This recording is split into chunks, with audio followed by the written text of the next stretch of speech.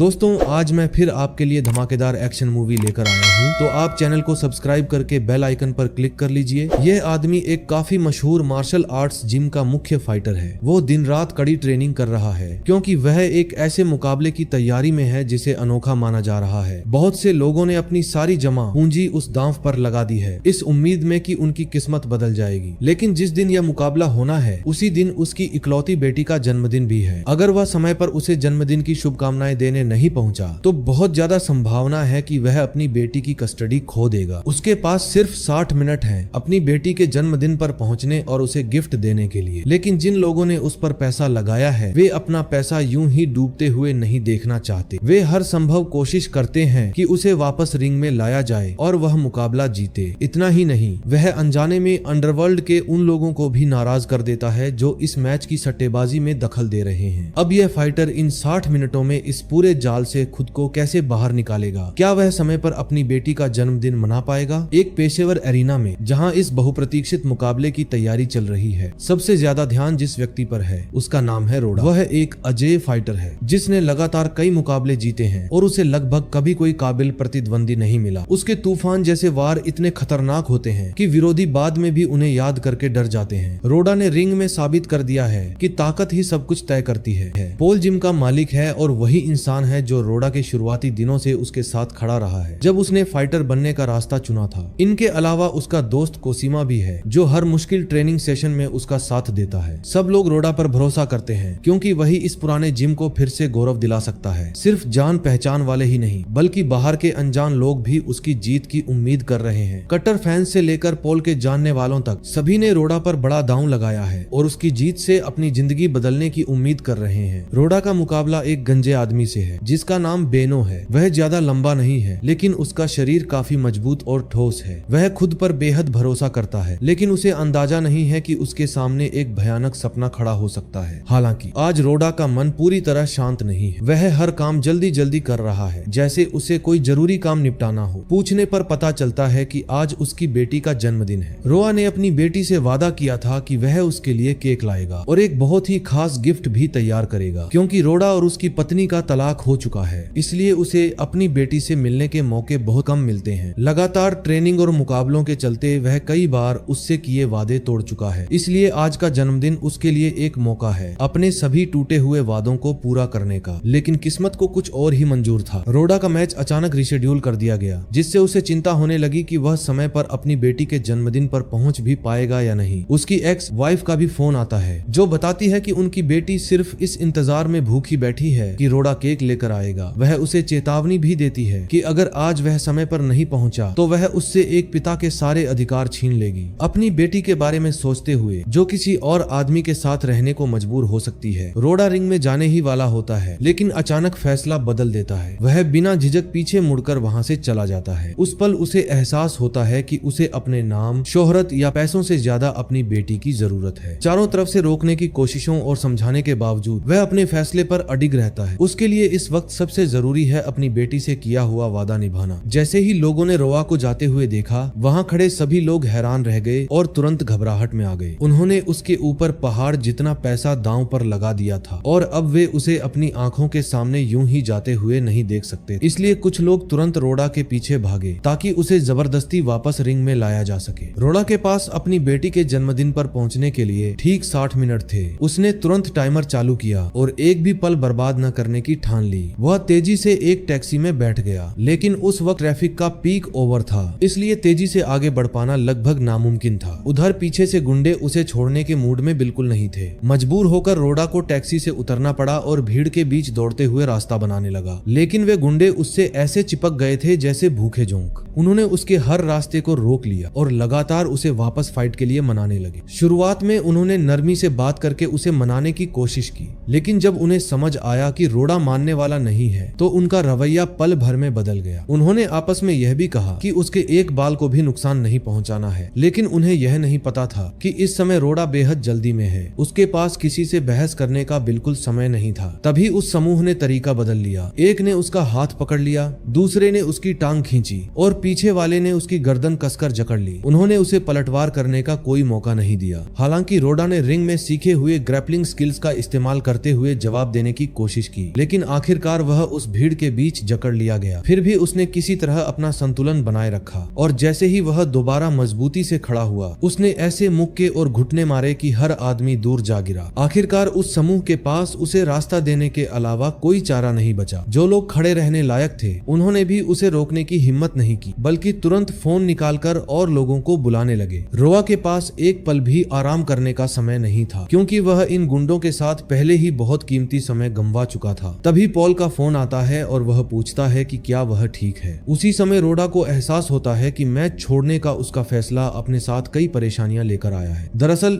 यह मैच शुरू से ही तय किया गया था, क्योंकि जिम पिछले कुछ समय से भारी आर्थिक संकट से गुजर रहा था। वहां के मेंबर्स को कई महीनों से सैलरी भी नहीं मिली थी। इस समस्या को हल करने के लिए पॉल ने एक गैंग लीडर जिसका नाम चिनो था उसके साथ हाथ मिला लिया था। उसने इसमें बहुत बड़ी रकम लगा दी थी और दांव लगाया था कि रोडा तीसरे राउंड में अपने प्रतिद्वंदी को नॉकआउट कर देगा। अगर सब कुछ तय योजना के अनुसार होता तो जिम की आर्थिक समस्या आसानी से हल हो जाती। लेकिन अब रोडा रिंग छोड़ चुका था, जो चिनो के पैसे को खिड़की से बाहर फेंकने जैसा था। इसलिए अगर वह वापस फाइट में नहीं लौटा तो वे लोग उसे यूं ही जाने नहीं देते। हालांकि इस वक्त रोडा के पास इन सब बातों के बारे में सोचने का ज्यादा समय नहीं था। वह तुरंत जिम वापस पहुंचा ताकि अपने साथियों से कह सके कि वे उन लोगों को कुछ देर के लिए रोक लें। लेकिन जैसे ही वह वहां पहुंचा, वे लोग पहले से ही बाहर दरवाजा पीट रहे। दोनों पक्षों को एक दूसरे को देखते ही समझ आ गया कि सामने वाला क्या चाहता है। क्योंकि यह उनका अपना इलाका था, इसलिए रोडा और उसके साथियों ने जल्दी ही बढ़त बना ली। वे सभी ट्रेनिंग पाए हुए थे, इसलिए हर किसी में लड़ने की क्षमता थी। लेकिन सामने वाले भी कोई आम लोग नहीं थे। अगर रिंग के नियमों के अनुसार तकनीक की बात होती तो कौन बेहतर है यह कहना मुश्किल था। लेकिन जब बात बिना नियमों वाली अराजक लड़ाई की आई, जहां सिर्फ ताकत और जिद से सामने वाले को दबाया जाता है, वहां गुंडों का अनुभव ज्यादा था। रोडा अकेले सबको संभाल नहीं सकता था, लेकिन उसे अपने साथियों पर भरोसा था कि वे हालात संभाल लेंगे। इसलिए उसने मौका देखकर वहां से निकलना ही बेहतर समझा और अपने रास्ते पर आगे बढ़ गया। लेकिन उसके पीछे उसके साथी धीरे धीरे कमजोर पड़ने लगे, क्योंकि उनकी तकनीक उन गुंडों की जिद और ताकत पर भारी नहीं पड़ पा रही थी। सिर्फ कोसीमा ही साफ तौर पर उन पर हावी नजर आ रहा था, जबकि बाकी लोग एक एक करके पिटने लगे। फिर भी वे लोग पूरी कोशिश कर रहे थे कि किसी तरह विरोधियों को रोककर रोडा को ज्यादा से ज्यादा समय दे सके, ताकि वह दूर निकल सके। विंकलर ने देख लिया कि रोडा खिड़की से निकलकर भाग रहा है, इसलिए उसने और देर करना ठीक नहीं समझा। उसने तुरंत लड़ाई खत्म करने का आदेश दिया और अपने लोगों को लेकर रोडा के पीछे दौड़ पड़ा। उधर रोडा की हालत और भी मुश्किल हो गई जब जल्दबाजी में वह गलती से पुलिस से टकरा गया। नतीजा यह हुआ कि उसे बिना किसी विरोध के सीधे थाने ले जाया जाने लगा। लेकिन रोडा का दिमाग तेजी से काम कर रहा था। उसने चालाकी से पुलिस का ही इस्तेमाल किया ताकि वह विंकलर के पीछा करने से बच सके। उसने उन्हें समझाकर अपनी एक्स वाइफ के घर के सबसे पास वाले पुलिस स्टेशन ले जाने के लिए मना लिया, ताकि वह ट्रैफिक से भी बच जाए और पीछा करने वालों से भी। लेकिन जिंदगी हमेशा योजना के अनुसार नहीं चलती। अचानक एक दूसरी गाड़ी तेज रफ्तार से आकर पुलिस की गाड़ी से टकरा गई, जिससे पूरी गाड़ी पलटकर सड़क किनारे जा गिरी। रोडा किसी तरह लड़खड़ाते हुए गाड़ी से बाहर निकल ही रहा था कि तभी विंकलर ने उसका कॉलर पकड़ लिया और बंदूक तानकर उसे धमकाने लगा। लेकिन उसी पल रोडा ने मौका देखकर उसकी बंदूक छीन ली और हालात को पलटते हुए उसी पर काबू पा लिया। हालांकि रोडा को उस हथियार में कोई दिलचस्पी नहीं थी। उसने बिना सोचे समझे उसे कूड़दान में फेंक दिया और जब तक विंकलर डर के मारे कांप रहा था, वह तुरंत वहां से निकल गया। पहले ही रोडा ने अपनी बेटी के लिए केक ऑर्डर कर दिया था और कोसीमा से उसे लाने को कहा था, लेकिन वह पेमेंट नहीं कर पाई, इसलिए उसे खुद दुकान पर जाना पड़ा। लेकिन जैसे ही वह केक लेकर बाहर निकलने वाला, तभी विंकलर वहां पहुंच गया। उसने बेरहमी से रोडा के हाथ से केक गिरा दिया और उसे धमकाने लगा। उसे बिल्कुल अंदाजा नहीं था कि उसने अभी अभी रोडा के अंदर छिपे उस जानवर को जगा दिया है जो अब तक दबा हुआ था। उसे यह भी नहीं पता था कि वह केक रोडा के लिए कितना महत्वपूर्ण था। गुस्से के विस्फोट में रोडा अचानक उस पर टूट पड़ा, जैसे किसी ने उसके अंदर लड़ाई का स्विच ऑन कर दिया हो। विंकलर उसके हमलों का सामना बिल्कुल नहीं कर पाया और बस वहीं पड़ा उसकी जोरदार मार सहता रहा। अगर कोसीमा समय पर बीच में ना आती तो शायद उसकी हालत और भी बुरी हो जाती। जैसे ही रोडा बाहर निकला, दुर्भाग्य से उसका सामना उसके असली मुकाबले वाले प्रतिद्वंदी से हो गया। वह भी उसे ढूंढ रहा था, लेकिन रोडा के पास उससे निपटने का समय नहीं था। तभी एक जबरदस्त फैन ने उसे लिफ्ट दे दी, जिससे वह थोड़ी देर के लिए पीछा करने वालों से बच गया। लेकिन मुसीबत यहीं खत्म नहीं हुई। वही फैन उसे अनजाने में एक माफिया गैंग के पास ले गया। सामने खड़े लोगों को देखकर रोडा समझ गया कि अब मामला और ज्यादा उलझ चुका है। उसके सामने बैठी एक बूढ़ी औरत ही उस पूरे संगठन की बॉस थी। वह जानना चाहती थी कि रोडा ने चल रहे मुकाबले को बीच में क्यों छोड़ दिया। उसके ठंडे नजरों के सामने रोडा चाहकर भी सख्त बनने की हिम्मत नहीं कर पाया। उसे समझ आ गया था कि अगर उसने ठीक से जवाब नहीं दिया तो उसे वहीं खत्म भी किया जा सकता है। उसकी बात सुनने के बाद वह महिला बॉस बिना कुछ कहे मुड़कर चली गई और रोडा को दो बंदूकधारी लोगों के बीच खड़ा छोड़ दिया। तभी पोल का फिर से फोन आया। पता चला कि चिनो ने माफिया बॉस के पैसे लेकर पूरा दांव रोडा पर लगा दिया था। अब वह खुद डर के मारे कांप रहा था, क्योंकि अगर सब कुछ बिगड़ गया तो वह पैसा कहां से लौटाएगा। उसे समझ नहीं आ रहा था। यह समझते ही कि बॉस उसे खत्म करने वाली है, रोडा ने तुरंत विरोध किया और वहां से जान बचाकर भाग निकला। किस्मत से पास में ही एक मेट्रो स्टेशन था। भीड़ का फायदा उठाकर वह जल्दी से एक ट्रेन में चढ़ गया जो स्टेशन से निकलने ही वाली थी और कुछ समय के लिए पीछा करने वालों से बच गया। उसी वक्त उसकी बेटी का फोन आता है। छोटी बच्ची अब उसके वादे पर भरोसा खोने लगी थी। उसे लग रहा था कि चाहे वह उड़कर भी आए फिर भी समय पर नहीं पहुंच पाएगा। रोडा को ऐसा लगा जैसे उसकी सारी मेहनत बेकार हो रही है, लेकिन उसके पास अभी भी वह गिफ्ट था जो उसने अपनी बेटी को देना था। इसलिए उसने आखिरी तक कोशिश करने का फैसला किया, लेकिन किस्मत अभी भी उसका साथ देने के मूड में नहीं थी। जैसे ही वो मेट्रो स्टेशन से बाहर निकला, उसका सामना फिर से बैनो से हो गया। ऐसा नहीं था कि रोडा उनसे डरता था, लेकिन अब उसके पास रुककर लड़ने का बिल्कुल भी समय नहीं था। इस वक्त उसके लिए उसकी बेटी सबसे ज्यादा मायने रखती थी, लेकिन उन गुंडों को इस भावना से क्या लेना देना था। और क्योंकि वही लोग उसके रास्ते में खड़े थे, रोडा उन्हें इसका अंजाम भुगताने के लिए तैयार था। वैसे भी वे उसके सामने टिकने लायक नहीं थे। गुस्से में रोडा ने सामने खड़े लोगों पर अपना सारा गुस्सा निकाल दिया। तभी एक आदमी जो खुद को कमजोर समझ चुका था, कांच का टुकड़ा उठाकर रोडा पर हमला करने दौड़ा, लेकिन उसी पल बैनो ने उसे वहीं गिरा दिया, क्योंकि वह रोडा के साथ एक निष्पक्ष मुकाबला चाहता था। अब रोडा के पास कोई और रास्ता नहीं था। उसे यह चुनौती स्वीकार करनी पड़ी। इस बार यह कोई फिक्स्ड मैच नहीं था, बल्कि पूरी तरह से एक निष्पक्ष मुकाबला था। शुरुआत से ही दोनों के बीच जबरदस्त लड़ाई छिड़ गई। दोनों ही यह साबित करना चाहते थे कि रिंग में सबसे ऊपर खड़े होने का हकदार कौन है। कोई भी एक इंच पीछे हटने को तैयार नहीं था। एक के बाद एक वार बराबरी से चलते रहे। चोटिल होने के बावजूद रोडा ने दिखा दिया कि उसकी ताकत और फाइटिंग स्किल पर इसका कोई असर नहीं पड़ा है। बेनो काफी जिद्दी था, लेकिन उसकी स्किल रोडा से एक कदम पीछे थी। सही मौके का फायदा उठाते हुए रोडा ने घूमकर एक जोरदार किक मारी, जिससे बेनो सीधे जमीन पर जा गिरा और उनके बीच का मुकाबला खत्म हो गया। लेकिन अब रोडा के जख्म उसे सताने लगे थे। वह मजबूर हो गया कि कहीं रुकर अपने घावों का इलाज करे, वरना बीच सड़क पर ही गिर जाता। तभी उसके हाथ की घड़ी वाइब्रेट करने लगी, क्योंकि कोई उसकी लोकेशन ट्रैक कर रहा था। इधर उधर देखने पर उसे पता चला कि पॉल पास ही है और उसे ढूंढ रहा है। असल में पॉल ने पहले ही रोडा की घड़ी को अपने फोन से सिंक कर रखा था, इसीलिए रोडा जहाँ भी जाता पॉल को सब पता चल जाता। पॉल ने ही उसे धोखा दिया था और उसकी लोकेशन चिनो को दे दी थी। इसी वजह से रोडा की हालत इतनी खराब हो चुकी थी। पॉल को यह नहीं पता था कि रोडा किन हालात से गुजरकर यहाँ तक पहुँचा है। इस समय रोडा सिर्फ यही चाहता था कि वह तथाकथित दोस्त उसकी नजरों से जितना दूर हो सके उतना दूर चला जाए। सालों की दोस्ती की इज्जत रखते हुए रोडा ने उस पर हाथ नहीं उठाया। इसके बाद वह पास खड़ी एक गाड़ी में बैठा और लड़खड़ाते हुए अपने माता पिता के घर पहुंच गया। उसे अपने घावों का इलाज करना बहुत जरूरी था, वरना वह आगे बढ़ ही नहीं पाता। उसके पास ज्यादा समय नहीं था, इसलिए उसने सिर्फ बेसिक फर्स्ट एड किया ताकि घाव में इन्फेक्शन न हो। रोडा के पिता ने उससे कुछ नहीं पूछा, लेकिन अपनी पोती को उसके जन्मदिन पर न देख पाने से उन्हें काफी कुछ समझ आ गया था।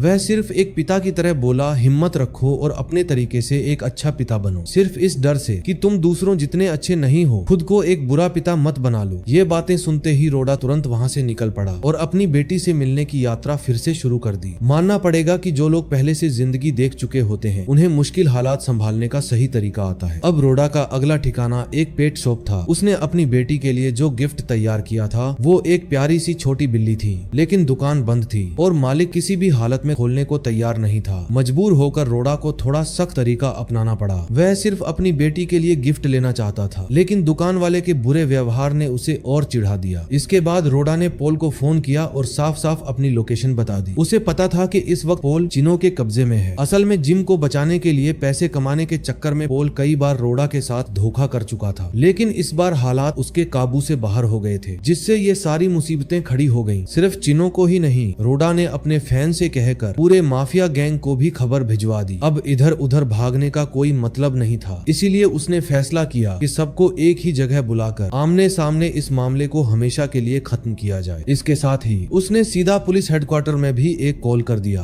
उसने पुलिस को यह भी बताया कि उसे पता है पिछली पुलिस कार दुर्घटना के पीछे कौन था और उन्हें चेतावनी दी कि वे स्वाट टीम के साथ आएं। लेकिन उसकी योजना अभी भी एक कदम पीछे रह गई। चिनो और उसके आदमी सबसे पहले वहां पहुंच गए। जैसे ही रोडा सामने आया, उसे तुरंत काबू में कर लिया गया। पॉल, जिसकी अब कोई उपयोगिता नहीं बची थी, उसे भी बाहर लाकर बेरहमी से पीटा जाने लगा, जैसे वह वह कोई पंचिंग बैग हो। खुद रोडा को भी चिनो के गुस्से का सामना करना पड़ा। वह चाहता था कि रोडा उसके लिए काम करे जब तक कि उसका सारा नुकसान पूरा न हो जाए, लेकिन चिनो को यह अंदाजा नहीं था कि रोडा ने चुपके से एक और बड़े गैंग को भी यहाँ बुला लिया है। जैसे ही माफिया वहाँ पहुँचे, मौके पर ही गोलियों की बौछार शुरू हो गई। चिनो के आदमी भी कमजोर नहीं थे, वे भी पूरी ताकत से मुकाबला कर रहे थे। जब पुलिस वहाँ पहुंची तो वे तुरंत इस गैंगवार के बीच में दखल नहीं दे सके। उन्हें हालात काबू में करने के लिए और स्पेशल फोर्स बुलानी पड़ी। इस अफरा तफरी के बीच चिनो रोडा और पॉल को खींचकर पास के एक सुनसान घर में ले गया। उसे बिल्कुल उम्मीद नहीं थी कि रोडा पुलिस को भी इसमें शामिल कर देगा। गुस्से में अंधा होकर चिनो ने गोली चला दी, जिससे पॉल घायल हो गया। रोडा समझ गया था कि उसने उसे हद से ज्यादा भड़का दिया है, लेकिन उसके पास और कोई रास्ता भी नहीं था। अगर वो विरोध नहीं करता तो दोनों की जान यहीं चली जाती। जैसे ही चिनो रोडा को खत्म करने वाला था, तभी कोसीमा अचानक वहां पहुंची और एक जोरदार किक मारकर उसके हाथ से बंदूक गिरा दी। लेकिन चिनो के पास अभी भी एक तेज चाकू था, इसलिए उसे तुरंत काबू करना आसान नहीं था। रोडा और कोसीमा दोनों मिलकर लगातार उस पर हमला कर रहे थे, फिर भी चिनो जिद की तरह खड़ा रहा। गुस्से में पागल होकर रोडा लगातार उस पर टूट पड़ा, लेकिन जैसे ही उसे लगा कि उसने चिन्नो को काबू कर लिया है, अचानक चिन्नो ने उस पर एक जानलेवा वार कर दिया। इसके तुरंत बाद उसने ताबड़तोड़ पलटवार शुरू कर दिया, मानो वही रोडा को खत्म कर देना चाहता हो। अगर कोसीमा समय पर उसकी मदद नहीं करती तो शायद रोडा वहीं हार जाता। चिनो की सहन शक्ति सच में डराने वाली थी। इतनी मार खाने के बाद भी उसमें हालात पलटने की ताकत बची हुई। रोडा, जो पहले ही जख्मों से कमजोर हो चुका था, फिर भी खुद को संभालते हुए कोसीमा की मदद करने की कोशिश करता रहा, लेकिन चिनो ने उसे गिरा दिया और फिर से काबू में कर लिया। यह सब देखकर रोडा जैसे बदल गया। उसके अंदर अचानक और ज्यादा ताकत आ गई। उसने बिना रुके चिन्हों पर वार करने शुरू कर दिए। उसे पलटवार का कोई मौका ही नहीं दिया। अब उसके हर वार में लंबे समय से जमा गुस्सा था। उस पल वह सिर्फ जीतना नहीं चाहता था, बल्कि सामने वाले को पूरी तरह खत्म कर देना चाहता था। लेकिन जब रोडा लगभग पूरी तरह थक चुका था, तब भी चिनो में इतनी ताकत बची हुई थी कि वह फिर से रेंगते हुए उसकी तरफ बढ़ने लगा। तभी सही समय पर कोसीमा होश में आई और एक बार फिर उसने रोडा की जान बचा ली। इसके बाद कोसीमा को बचाने वाला पॉल बना। जैसे ही चिनो ने पॉल के हाथ में बंदूक देखी, उसका सारा घमंड उतर गया। वह अब लड़ने की हिम्मत नहीं कर पाया और तुरंत वहां से भाग निकला। अभी जो कुछ भी हुआ था, उसके बाद तीनों एक दूसरे के कंधे पर हाथ रखकर ऐसे खड़े थे जैसे कुछ हुआ ही ना हो। लेकिन इस बार रोडा उनके साथ नहीं गया, क्योंकि उसके पास अभी भी एक अधूरा काम था। उसने अपनी बेटी के लिए गिफ्ट उठाया और अपना वादा पूरा करने के लिए आगे बढ़ गया। भले ही समय निकल चुका था, लेकिन वह उस वादे को हर हाल में निभाना चाहता था। रास्ते में एक बार फिर उसका सामना चिनो से हो गया। चिनो किसी तरह पुलिस से बच निकला था और अभी भी बदला लेने की सोच रखता था, लेकिन इस हालत में वह ठीक से चल भी नहीं पा रहा था। फिर भी रोडा से आखिरी लड़ाई की जिद कर रहा था। इतनी चोटों के बावजूद खुद को घसीटते हुए रोडा